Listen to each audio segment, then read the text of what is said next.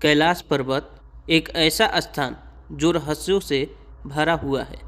साल 2001 में चीन सरकार ने कुछ ऐसा देखा कि उन्होंने तुरंत कैलाश पर्वत पर चढ़ने पर प्रतिबंध लगा दिया। लेकिन आखिर ऐसा क्या हुआ था उस दिन? क्यों आज तक केवल एक इंसान ही उस चोटी पर चढ़ पाया है? क्यों जो भी उस पर्वत पर चढ़ने की कोशिश करता है उसकी 2 साल के भीतर ही मौत हो जाती है?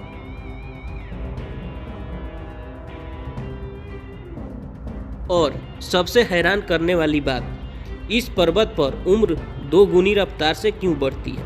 क्या सच में कैलाश पर्वत के नीचे संभाला नाम का एक प्राचीन शहर छिपा हुआ है? अमेरिकी संस्था नासा ने इस पर्वत पर कुछ ऐसा देखा जिसने उनके वैज्ञानिकों के होश उड़ा दिए। और जब चीन ने कैलाश पर्वत पर एक हेलीकॉप्टर भेजा तो उनके साथ क्या हुआ? इन सभी प्रश्नों और अनसुलझे रहस्यों को हम आज के इस वीडियो में उजागर करेंगे। तो जुड़े रहिए, क्योंकि जो आप जानने जा रहे हैं वो आपकी सोच से भी बड़े हैं।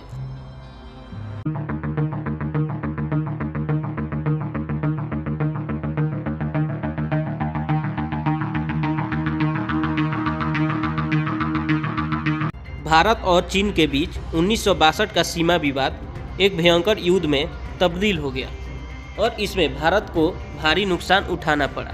इस युद्ध के परिणाम स्वरूप चीन ने भारत की लगभग 72,000 वर्ग मील जमीन पर कब्जा कर लिया और इसी दौरान कैलाश पर्वत का क्षेत्र भी चीन के नियंत्रण में चला गया। 1962 के चीन युद्ध के बाद जब पूरा देश सदमे में था, तब संसद में देहरादून के सांसद महावीर त्यागी ने तत्कालीन प्रधानमंत्री जवाहरलाल नेहरू से एक ऐसा सवाल पूछा जो आज की इतिहास के पन्नों में दर्ज है। महावीर त्यागी ने सीधे सीधे नेहरू से पूछा, आपके देखते ही देखते चीन ने हमारी 72,000 मील जमीन पर कब्जा कर लिया, आप उसे कब वापस दिला रहे हैं? नेहरू का जवाब आज भी लोगों के दिलों को चीरता है। नेहरू का जवाब ये था, जो ज़मीन चली गई वो चली गई, वैसे भी वो ज़मीन बंजर थी, उस इलाके में घास का तिनका तक नहीं उगता। इस पर महावीर त्यागी भड़क गए और उन्होंने एक अनोखा और तीखा जवाब दिया। उन्होंने अपना गंजा सिर नेहरू की ओर दिखा कर के कहा, यहाँ भी कुछ नहीं उगता, तो क्या मैं इसे भी कटवा दूँ? उस दौर में भी यह चर्चा होती थी कि भारत को कम से कम कैलाश मानसरोवर का क्षेत्र मुक्त कराने की कोशिश करनी चाहिए। यह देश का दुर्भाग्य था कि सरदार वल्लभ भाई पटेल का 1950 में निधन हो गया और नेहरू पर यह दबाव बनाने वाला कोई नहीं था।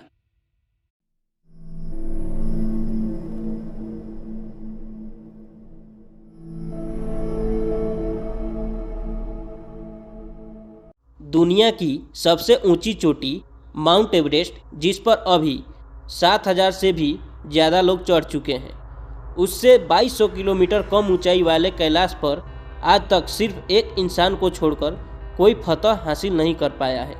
इसके बारे में हम आगे बात करेंगे। यह अद्भुत पर्वत अपनी रहस्यमयी और आध्यात्मिकता से भरी कहानियों के लिए जाना जाता है। पौराणिक कथाओं के अनुसार कैलाश पर्वत के पास प्राचीन धन के स्वामी कुबेर की नगरी स्थित है। मान्यता है कि जो व्यक्ति अपने जीवन काल में अच्छे और पुण्य कर्म करता है, उसकी आत्मा को मृत्यु के बाद कैलाश पर्वत पर स्थान प्राप्त होता है। यही कारण है कि इसे दुनिया की सबसे अद्भुत और पवित्र पर्वतों में से एक माना जाता है। समुद्र की सतह से 6718 मीटर ऊंचा कैलाश पर्वत हिंदू, बौद्ध और जैन धर्म के अनुयायियों के लिए अत्यंत पवित्र है।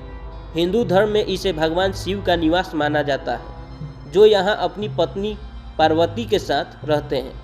बौद्ध धर्म के अनुयायी मानते हैं कि परम आनंद का प्रतीक बौद्ध चैक इस पर्वत के अधिष्ठाता देव हैं।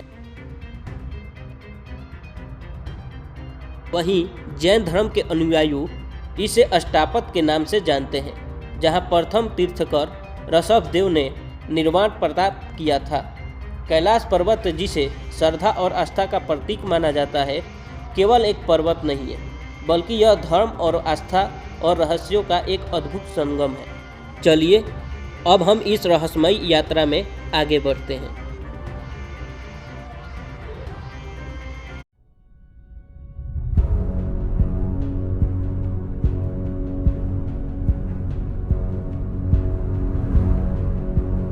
1999 का साल था जब रूस के विशेषज्ञ एर्नस्ट मुल्दासिक और उनके सारी टीम ने कैलाश पर्वत के रहस्यों को जानने के लिए एक साहसी कदम उठाया। उनके पर्वतारोहण टीम में भूविज्ञान, भौतिकी के विशेषज्ञ और इतिहासकार शामिल थे।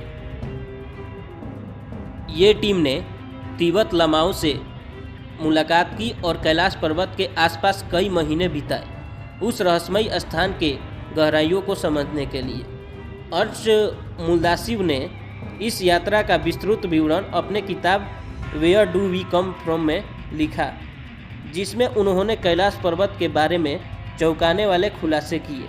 उनकी टीम इस निष्कर्ष पर पहुंची कि कैलाश पर्वत वास्तव में एक विशाल मानव निर्मित पिरामिड है जिसका निर्माण प्राचीन काल में किया गया था। उन्होंने दावा किया कि यह पिरामिड कई छोटे छोटे पिरामिडों से मिलकर बना हुआ है और यह स्थान अलौकिक गतिविधियों का केंद्र है। मुल्दासिक ने वहां से लौटने के बाद लिखा, हमें रात की खामोशी में पहाड़ के भीतर से एक अजीब तरह की फुसफुसाहट सुनाई देती है। एक रात अपने दोनों सहयोगियों के साथ मैंने साफ साफ पत्थरों के गिरने की आवाज़ सुनी। यह आवाज़ कैलाश पर्वत के भीतर से आ रही थी। हमें ऐसा लगा कि जैसे इस पिरामिड के अंदर कुछ लोग रहते हैं। समय की तेज़ी से बीतने के एक अद्भुत प्रमाण इस क्षेत्र में देखने को मिला है। कैलाश पर्वत क्षेत्र में आने वाले लोगों ने पाया कि उनके शरीर के बाल और नाखून मात्र 2 दिनों में ही इतने बढ़ जाते हैं जितने सामान्यतः 2 हफ्तों में बढ़ने चाहिए। इतना ही नहीं, उनकी त्वचा भी सामान्य से अधिक तेजी से बूढ़ी नजर आने लगती है। यह रहस्यमय घटना बताती है कि कैलाश पर्वत क्षेत्र में समय की गति कुछ अलग ही ढंग से काम करती है। यह अनुभव लोगों को यह सोचने पर मजबूर कर देता है कि इस पवित्र स्थान में कुछ ऐसी अदृश्य शक्तियाँ हैं जो मानव शरीर और मन को गहराई से प्रभावित करता है। रूसी डॉक्टर एर्नस्ट मुल्दासिक ने अपने संस्करणों में एक रहस्यमय घटना का जिक्र करते हैं। वे लिखते हैं कि एक बार उन्हें साइबेरियाई पर्वतारोही ने बताया था कि कुछ पर्वतारोही कैलाश पर्वत पर एक निश्चित बिंदु तक पहुंचने में सफल हुए थे, लेकिन जैसे ही उस बिंदु तक पहुंचे अचानक वे बूढ़े दिखाई देने लगे। इस रहस्यमय घटना के बाद पर्वतारोही की उम्र इतनी तेजी से बढ़ी कि 1 साल के भीतर ही बुढ़ापे की वजह से उनकी मौत हो गई। यह रहस्यमय अनुभव कैलाश पर्वत को एक और भी अद्वितीय और अद्भुत बनाते हैं, जिससे यह दुनिया की सबसे रहस्यमय स्थानों में से एक बन गया है।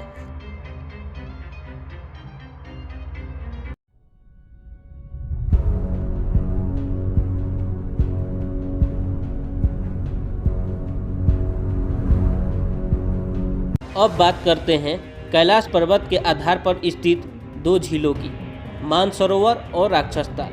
ये दोनों झीलें जो एक दूसरे के बिल्कुल पास स्थित है, परंतु स्वभाव में पूरी तरह विपरीत है। मानसरोवर झील, जिसे पूरी दुनिया की ऊंची और मीठे पानी की झील माना जाता है, अपने शांत और स्थिर स्वभाव के लिए प्रसिद्ध है। इसका आकार गोल है, जिसे सूर्य की आकृति, इसके पवित्र पानी में जीवन की बहुलता देखी जाती है। सबसे हैरान करने वाली बात यह है कि इतनी ऊंचाई और ठंड के बावजूद यह झील कभी नहीं जमती और इसमें लहरें कभी नहीं उठती। इसे देखने वाले हर व्यक्ति को अद्भुत शांति का अनुभव होता है। दूसरी ओर राक्षसताल, जो मानसरोवर के पास ही स्थित है, दुनिया की सबसे ऊंची खारे पानी की झील है। इसके पानी में खारापन इतना ज़्यादा है कि यहाँ कोई जीवन पनप नहीं सकता। यह झील हमेशा उथल पुथल में रहती है, जैसे किसी आंतरिक बेचैनी से भरी हो। कहते हैं कि राक्षसताल का निर्माण स्वयं रावण ने किया था, जो भगवान शंकर के अनन्य उपासक थे। अपनी इच्छाओं की पूर्ति के लिए रावण कैलाश पर्वत गया, लेकिन उससे पहले ही उसने राक्षसताल में स्नान किया और ध्यान लगाया। पौराणिक कथाओं के अनुसार जैसे ही रावण ने राक्षसताल में डुबकी लगाई, झील पर असुरी शक्ति का कब्जा हो गया। यह झील निगेटिविटी से भर गई और रावण की सोच में भी बदलाव आ गया। सोचने वाली बात यह है कि एक ही भौगोलिक क्षेत्र में दोनों झीलें मौजूद है। दोनों झीलें अलग क्यों हैं? क्या आप जानते हैं कि कैलाश पर्वत और मानसरोवर झील के आसपास एक रहस्यमयी ध्वनि सुनाई देती है। जब इस पवित्र स्थलों के पास पहुंचते हैं तो ऐसा लगता है जैसे आसमान में कोई विमान उड़ रहा हो, लेकिन जब आप ध्यान से सुनते हैं तो यह आवाज़ बिल्कुल वैसी होती है जैसे किसी ने डमरू बजाया था। वैज्ञानिक इसे प्राकृतिक घटना बताते हैं और कहते हैं शायद ये आवाज़ बर्फ़ के पिघलने से उत्पन्न होती है, लेकिन वहाँ जाने वाले कई साधक और मंत्री मानते हैं कि यह ध्वनि केवल एक संयोग नहीं बल्कि एक दिव्य संकेत है। ऐसा कहा जाता है कि कैलाश पर्वत की शक्तिशाली ऊर्जा और वहाँ की आध्यात्मिक शक्तियाँ इस ध्वनि को जन्म देती है। क्या यह बर्फ़ के पिघलने की साधारण आवाज़ है या फिर ओम की दिव्य ध्वनि का चमत्कार? यह सवाल आज भी अज्ञात है। शायद यह कैलाश पर्वत के रहस्य को और गहराई से जोड़ता है। कैलाश पर्वत के रहस्य केवल ध्वनियों तक सीमित नहीं है। कई यात्रियों ने दावा किया है कि उन्होंने रात के समय कैलाश पर्वत पर 7 अलग अलग रंगों की रोशनियां देखी है। यह रोशनी इतनी तेज होती है कि हर वस्तु साफ साफ दिखाई देती है, मानो किसी अदृश्य शक्ति के प्रदर्शन हो रहा हो। वैज्ञानिक अब तक इन रोशनियों के रहस्य को पूरी तरह नहीं समझ पाए हैं। नासा के वैज्ञानिकों का मानना है कि ये हो सकता है कि कैलाश पर्वत के आसपास चुंबकीय बल आसमान के साथ मिलकर एक अद्भुत प्रकाश का निर्माण करता हो, लेकिन क्या यह केवल चुंबकीय शक्ति का खेल है या फिर कैलाश पर्वत की दैवीय शक्तियों का प्रतीक? यह सवाल आज भी अनुत्तरित है।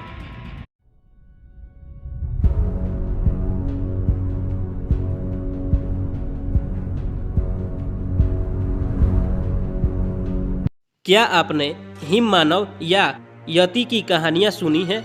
यह वह विशालकाय प्राणी है जिसे कैलाश पर्वत और हिमालय के दुर्गम क्षेत्रों में देखा गया है। वर्षों से हिमालय के आसपास रहने वाले लोग दावा करते हैं कि उन्होंने रहस्यमयी प्राणी को अपनी आंखों से देखा है, लेकिन आज तक इस बात का पुख्ता सबूत नहीं मिला है कि यह वास्तव में कौन है, एक विशाल भालू, जंगली मानव या फिर प्राचीन प्राणी।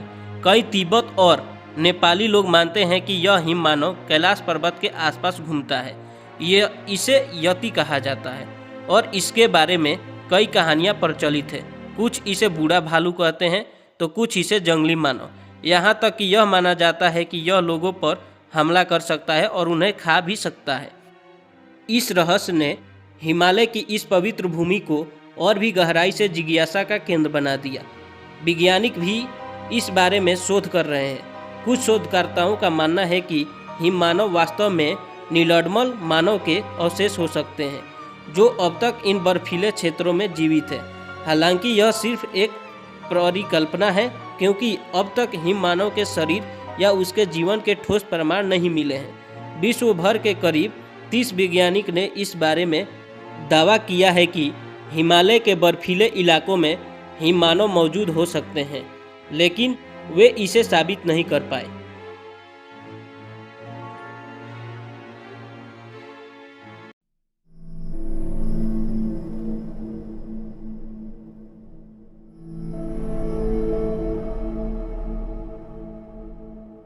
क्या आपने कभी सुना है कि कैलाश पर्वत को पृथ्वी का केंद्र बिंदु या एक्सिस मुंडी कहा जाता है? कई धार्मिक और पौराणिक मान्यताओं के अनुसार कैलाश पर्वत वह स्थान है जहां स्वर्ग और पृथ्वी का मिलन होता है। इसे ब्रह्मांड की धुरी या मेरुदंड कहा गया है, जो समस्त जीवों और ब्रह्मांड की ऊर्जा का केंद्र है। प्राचीन ग्रंथों के एक्सिस मुंडी का अर्थ होता है वह स्थान जहां धरती और आकाश आपस में जुड़ते हैं। यह धुरी पूरी पृथ्वी को संतुलित करती है और इसके कारण इसे पूरे विश्व का केंद्र कहा जाता है। हिंदू धर्म के अनुसार कैलाश पर्वत केवल भगवान शिव का निवास स्थल नहीं है, बल्कि यह वह स्थान है जहां से संपूर्ण ब्रह्मांड का संचालन होता है। यह दुनिया की सबसे धार्मिक और आध्यात्मिक धारणाओं में एक पवित्र और रहस्यमय स्थान के रूप में स्थापित है। आश्चर्य की बात यह है कि कैलाश पर्वत से स्टोनहेंज की दूरी आपको 6,666 किलोमीटर है और यह उत्तर ध्रुव से भी 6,666 किलोमीटर की दूरी पर स्थित है। इसके अलावा दक्षिण ध्रुव से इसकी दूरी 13,332 किलोमीटर। यह रहस्य और तथ्य कैलाश पर्वत को एक अनोखा और अद्वितीय स्थान बनाते हैं, जो केवल एक भौतिक पर्वत नहीं, जो कि ब्रह्मांड की शक्तियों का एक केंद्र है। क्या आप जानते हैं कि कैलाश पर्वत, जिसे दुनिया की सबसे पवित्र पर्वतों में से एक माना जाता है, आज तक कोई भी इंसान इसके चोटी तक नहीं पहुंच पाया है।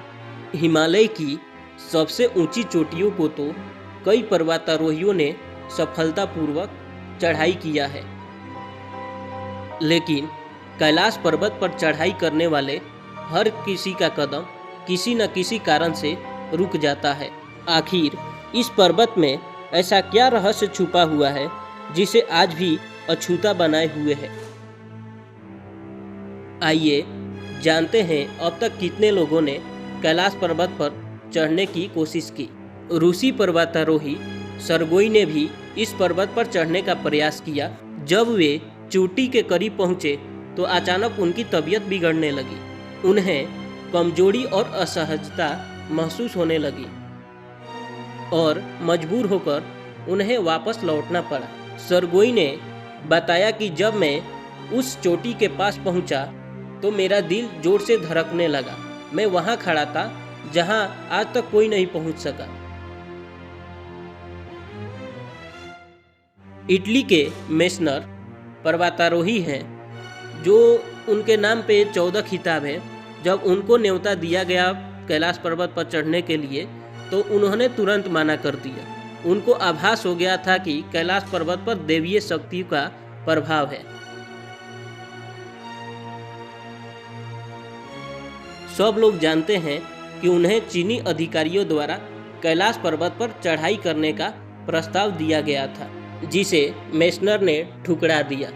इस घटना के बाद चीन ने कैलाश पर्वत पर चढ़ने पर प्रतिबंध लगा दिया।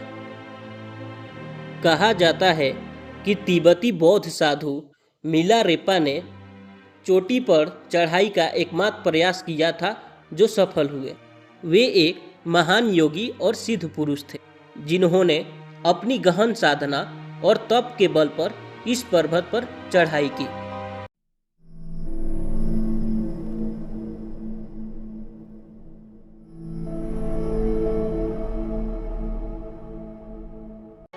कैलाश पर्वत का एक और अद्भुत रहस्य है उसकी छाया से बनने वाले स्वास्तिक और ओम के चिन्ह। जब भी सूरज कैलाश के पीछे से उभरता है तो पर्वत की चोटी पर एक स्वास्तिक का अद्भुत चित्र बनता है। यह वही स्वास्तिक है जिसे हिंदू धर्म में समृद्धि और सुख का प्रतीक माना जाता है। इस चित्र को देखकर यह फील होता है कि मानो भगवान शिव और सूर्यदेव के बीच एक गहरा आध्यात्मिक संबंध हो रहा हो। लेकिन यह केवल एक ही रहस्य नहीं है। जब दक्षिण दिशा से देखने पर बर्फ की संरचना को ओम का चिन्ह बनता है, यह भी एक रहस्यमयी घटना है। यह ओम परम वास्तविकता और आध्यात्मिक ज्ञान का प्रतीक माना जाता है। यह ओम दर्शकों को प्राकृतिक और आध्यात्मिक घटना की याद दिलाता है और हमें यह समझने का अवसर देता है कि यह पर्वत कितना दिव्य और रहस्यमयी है।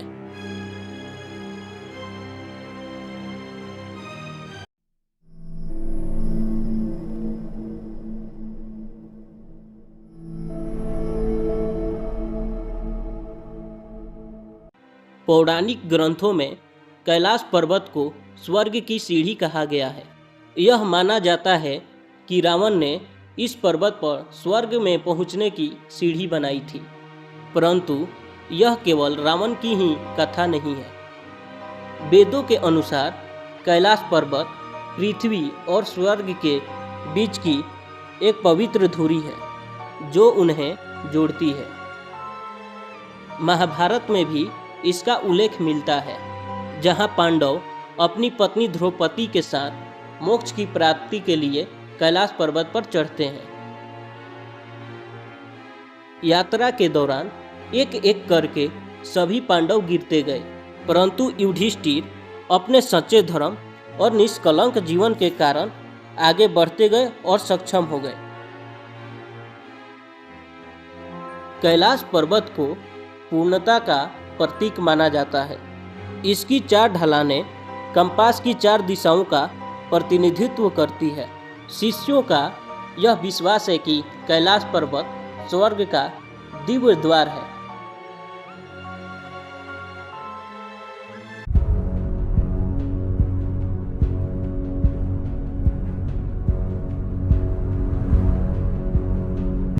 जब चीन ने देखा कि कोई इंसान कैलाश पर्वत पर चढ़ नहीं पा रहा है, तो उन्होंने एक साहसिक निर्णय लिया, कैलाश पर्वत की चोटी तक हेलीकॉप्टर भेजने का। हालांकि कैलाश पर्वत के ऊपर हेलीकॉप्टर और विमान ले जाने की सख्त मनाही है, क्योंकि इस इलाके का मौसम अचानक खराब हो जाता है और कोई भी हवाई जहाज यहाँ लंबे समय तक टिक नहीं पाता। कई दिनों के मौसम रिसर्च के बाद चीन ने एक साफ दिन चुना और अपने हेलीकॉप्टर को कैलाश पर्वत की ओर रवाना किया। शुरुआत में सब कुछ सामान्य था। हेलीकॉप्टर में बैठे लोग कैलाश पर्वत के अद्भुत दृश्य का आनंद ले रहे थे। उन्हें लग रहा था कि सब कुछ सही चल रहा है और वे चोटी तक पहुंच जाएंगे। लेकिन जैसे ही उन्होंने थोड़ी और ऊंचाई हासिल की, माहौल में बदलाव आने लगे। कैलाश पर्वत के ऊपर बादल आने लगे और हिमस्खलन के दृश्य दिखाई देने लगे। लेकिन सबसे डरावनी बात तब हुई जब आसमान में गहरे काले बादल हेलीकॉप्टर को घेरने लगे। हिम्मत जुटाकर वे हेलीकॉप्टर को और ऊपर ले गए, लेकिन तभी आसमान में बिजली कड़कने लगी और तेज बारिश शुरू हो गई। ऊंचाई पर हवा का दबाव इतना बढ़ गया कि हेलीकॉप्टर को नियंत्रित करना बेहद मुश्किल हो गया। चीन के वैज्ञानिकों ने बताया कि कैलाश पर्वत के अद्वितीय भौगोलिक स्थिति के कारण सभी दिशाएं जाकर एक साथ मिल जाती है, जिससे वे दिशा भ्रम में जाकर फंस गए। इस दौरान उनके कंपास ने भी काम करना बंद कर दिया। अब उनके पास कोई विकल्प नहीं था और उन्होंने वापस नीचे लौटने का निर्णय लिया। धीरे धीरे वे नीचे आने लगे। दिल का धड़कना तेजी थी, लेकिन सुरक्षित वापस लौटे। इस घटना ने चीन को यह समझा दिया कि इस पर्वत पर चढ़ना उनके जितना उनकी बस की बात नहीं है। चीन की इस नाकाम कोशिश के बाद अमेरिका की एक संस्था नासा की भी उत्सुकता तेजी से बढ़ गई। 2015 में नासा ने एक सैटेलाइट को कैलाश पर्वत पर पॉइंट करके एक रिसर्च शुरू की। इस पर्वत के रहस्यों ने नासा के वैज्ञानिकों को भी चौंका दिया। निरीक्षण के बाद नासा के वैज्ञानिकों ने जो तस्वीर साझा की, उस तस्वीर में कैलाश पर्वत की एक रहस्यमयी तस्वीर दिखाई दी। इस चित्र को ध्यान से देखने के बाद एक परछाई दिखती है। वह परछाई ऐसा फील होता है कि जैसे कोई आकृति ध्यान की मुद्रा में बैठी हो। इस अद्भुत दृश्य ने दुनिया भर के लोगों को चौंका दिया, क्योंकि इसे ज्यादातर लोग भगवान शिव की छवि के साथ देख रहे थे। यह रहस्यमय छवि कैलाश पर्वत की पवित्रता और आध्यात्मिकता महत्व को और बढ़ा देती है, जो आज भी मानवता के लिए एक अनसुलझी पहेली बनी हुई है। डॉक्टर अर्नस्ट मोल्दाशिव के दावों को बल मिलता है जब हम एक रशियन पेंटर निकोलस की मान्यताओं को सुनते हैं। उनका यह मानना था कि कैलाश पर्वत के भीतर एक गुप्त नगरी मौजूद है। इस रहस्यमयी नगरी का उल्लेख हिंदू और बौद्ध धर्म के ग्रंथों में भी मिलता है, जिसे संभाला कहा गया है। संभाला संस्कृत का एक शब्द है जिसका अर्थ है शांत जगह। विष्णु पुराण के अनुसार यही वह स्थान है जहां भगवान विष्णु का जन्म कल्कि के रूप में अवतार होगा। ऐसा कहा जाता है कि संभाला को केवल वे ही देख सकते हैं जिसके मन में कोई पाप न हो। साधु, संत और योगी इस स्थान पर आकर तपस्या करते हैं और इसकी दिव्यता का अनुभव करते हैं। लेकिन संभाला का रहस्य यहीं खत्म नहीं होता। ऐसे कहा जाता है कि हमारे प्राचीन महाकाव्यों में वर्णित अमर योद्धा जैसे हनुमान, अश्वत्थामा इसी नगरी में रहते हैं। संभाला के निवासियों के पास अत्याधुनिक बुद्धि और अत्याधुनिक तकनीक मौजूद है, जो हमारे लिए अभी तक एक कल्पना मात्र है। यहाँ के लोग टाइम ट्रेवल कर सकते हैं और यहाँ तक कि एलियन से भी संपर्क कर सकते हैं। उनके लिए कुछ भी असंभव नहीं है, क्योंकि वे भविष्य को देख सकते हैं और समय की सीमाओं से परे हैं। कैलाश पर्वत के भीतर स्थित इस अद्भुत नगरी का रहस्य आज भी हमारे बीच अनसुलझी है, जो हमें प्राकृतिक आध्यात्मिकता और विज्ञान के बीच गहरे संबंध की ओर इशारा करता है। अगर आपको यह स्टोरी मोहित किया है तो प्लीज़ चैनल को सब्सक्राइब करें और शेयर करें। अगर आपके मन में कोई सवाल और विचार हो तो प्लीज़ ज़रूर कमेंट करें।